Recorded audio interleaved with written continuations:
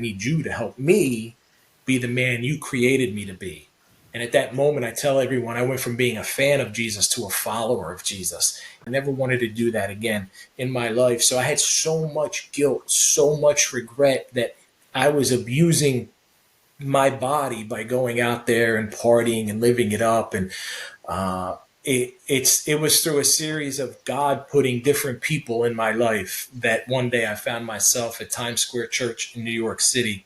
And although I had always been a religious person, but I was in Times Square Church in August of 2010, and I surrendered my life to Christ. For the first time in my life, I said, Lord, I can't do this on my own. I need you to help me be the man you created me to be.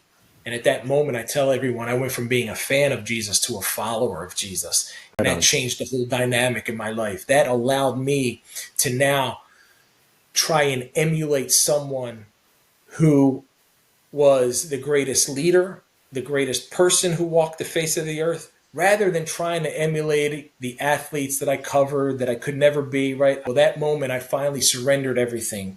I turned it over to the Lord. I accepted him as my Lord and Savior. I invited him into my heart. And from there, I went on. I was changed. I was a different person. But you still got to go through so many things along the way, right? Adversities and challenges. And there's consequences for our behavior, our old patterns, and what we've done, and the mistakes we've made, and all of that. And eventually, 4 or 5 months after that, I meet Remy, who would go on to become my future wife. We were blessed with 2 children. But it's a constant battle, and it's a constant challenge.